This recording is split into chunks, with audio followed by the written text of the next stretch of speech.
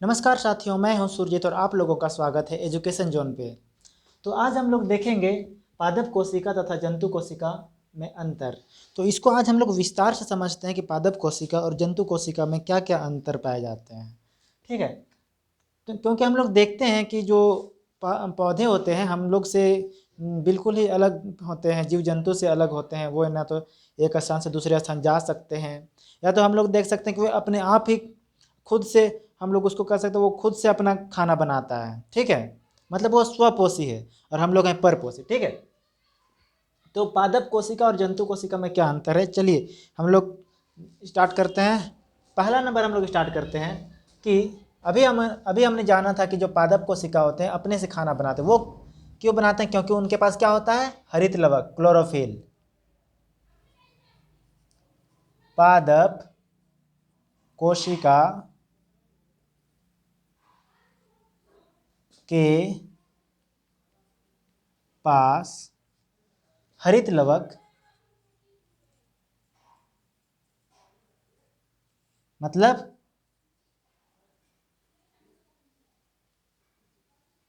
Chlorophyll पाए जाते हैं। वहीं जब हम लोग जंतु कोशिका के बारे में देखें तो जंतु कोशिका में क्या होता है? क्लोरोफिल पाया जाता है। क्या आप हरे दिखते हो? नहीं ना। तो जंतु कोशिका में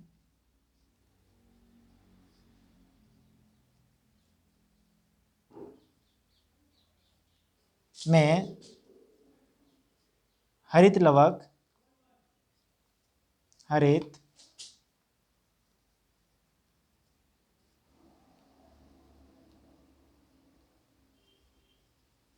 नहीं पाए जाते हैं।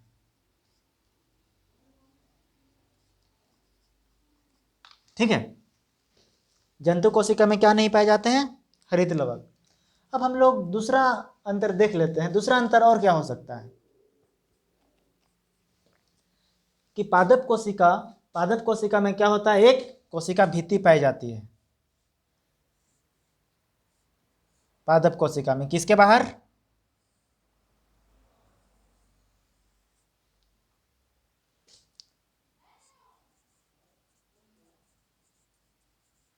कोशिका भित्ति। और ये क्या है? कोशिका झिल्ली।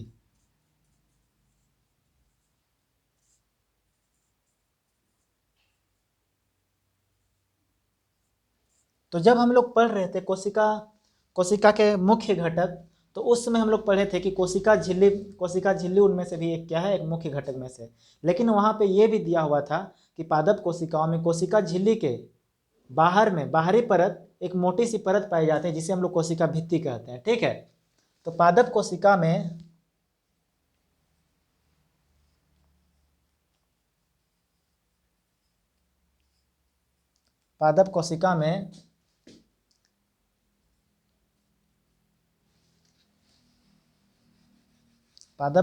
में कोशिका झिल्ली के ऊपर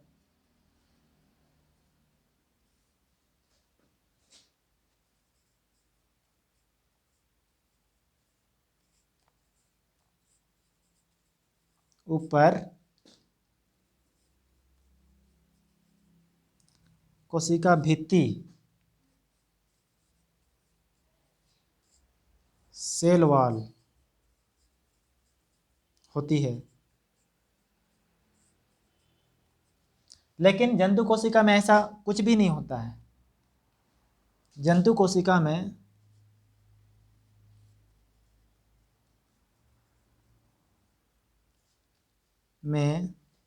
कोशिका भित्ति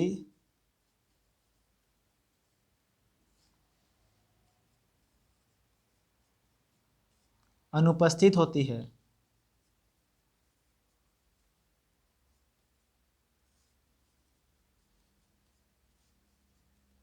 क्या होती है? कोशिका भित्ति अनुपस्थित होती है। ठीक है।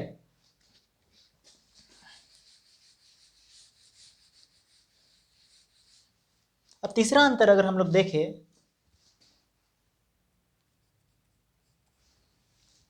कि तीसरा अंतर क्या हो सकता है? तीसरा अंतर पादप कोशिकाओं में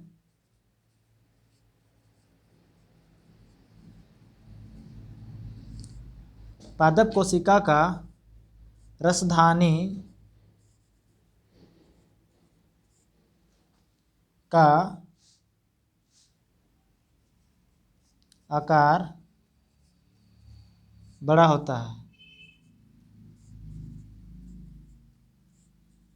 और हाँ, इसका रसधानी सिर्फ एक होता है, लेकिन जंतु कोशिका में बहुत सारे छोटे छोटे रसधानियां पाई जाती हैं।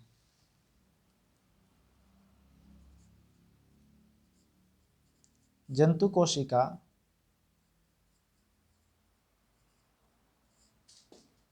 की रसधानियां क्या होती है? छोटी छोटी होती है।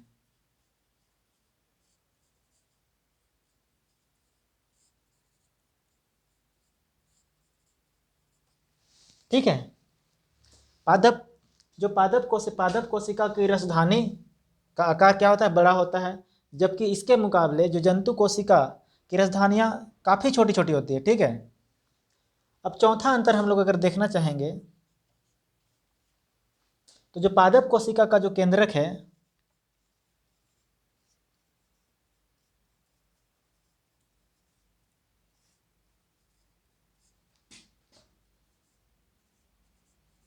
केंद्रक मतलब न्यूक्लियस किससे सटा हुआ होता है? ये सटा हुआ होता है कोशिका के दीवार के आसपास होता है या किनारे।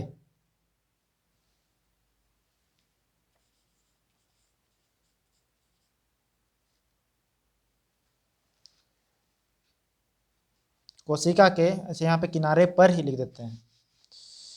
कोशिका के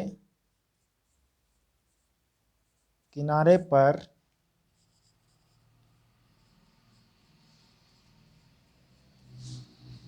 ठीक है, कोशिका के किनारे पर होता है।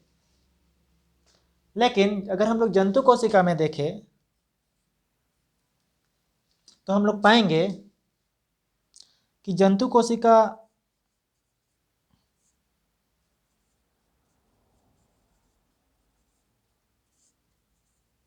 कोशिका का केंद्रक मध्य में ठीक कोशिका के मध्य में पाया जाता है।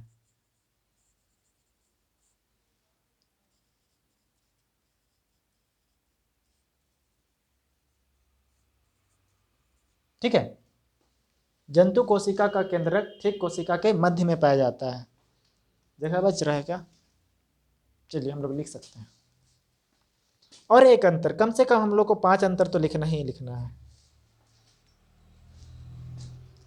पादप कोशिका में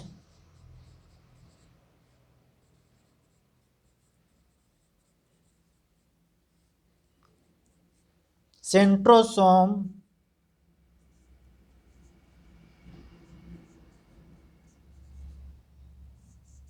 पादप कोशिका में सेंट्रोसोम नहीं पाए जाते, अनुपस्थित होते हैं।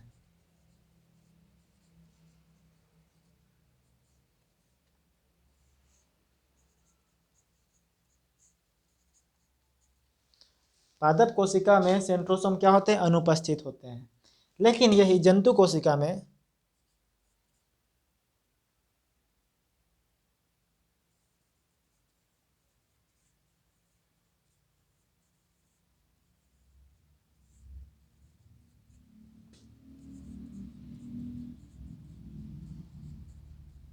सेंट्रोसोम उपस्थित होते हैं।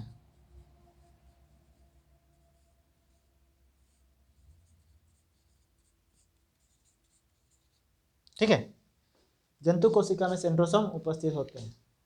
तो हम लोगों ने एक बार रिकैप कर लेते हैं, फिर से हम लोग देख लेते हैं क्या क्या है। कि पादप कोशिका के पास अपना हरित लवक होता है, जबकि जंतु कोशिका के पास अपना हरित लवक नहीं होता है, क्लोरोफिल नहीं होता है।